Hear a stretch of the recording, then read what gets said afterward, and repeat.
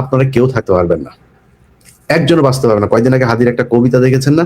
বিশ্বাস করেন ওই কবিতাটা দেখার পরে আমি এই ধরনের মানে সাইদি সাহেবকে কেন মেরেছে, সাইদি সাহেব একটা মিটিং করলে আমি আমি বিশ্বাস করি সাইদি সাহেব যদি বেঁচে থাকতো, আজকে যদি ওনার মানে জেল থেকে বের হওয়ার পরে প্রথম কোনো জনসভা হইতো, যদি কম হইতো তাহলে 1 কোটি মানুষ হইতো, আমি এটা বিশ্বাস করি। এই তারেক রহমান দেশে যাচ্ছেন না, আপনি দেখবেন তারেক রহমান দেশে যাওয়ার পরে, যদি তারেক রহমান দেশেই থাকতো তাহলে হয়তো এত জনপ্রিয় হইতো না। তারেক রহমান দেশে যাওয়ার পরে দেখেন আপনি কি পরিমাণে মানুষ ওই দিন ঢাকা শহর, আমি তো মনে করি বাংলাদেশ ওই দিন অচল হয়ে যাবে। তারেক রহমানকে কেন টার্গেট, খালেদা জিয়াকে কেন টার্গেট?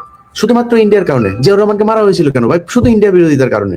শেখ মুজিব ইন্ডিয়ার বিরুদ্ধে কিছু ব্যবস্থা নিয়েছিল, যেটা আওয়ামী লীগ বলে না। শেখ মুজিবের ওই জিনিসগুলো নিয়ে যদি আলোচনা করতো, শেখ মুজিব স্বাধীনতা চায় নাই ভাই, ওই জিনিসগুলি নিয়ে আলোচনা করেন, আমি শেখ মুজিবের পক্ষে অনেক কথা বলতে পারবো।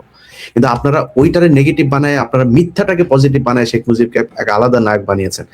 ওইভাবে বানাইতে পারবেন না। ইতিহাস এত সহজে আপনি বিকৃত করে ফেলতে পারবেন না, ইতিহাস এখনো অ্যালাইভ। সো আপনি এগুলো চলে আসবে, যত বিতর্ক করবেন, আপনি 16 ডিসেম্বর নিয়ে বিতর্ক করবেন,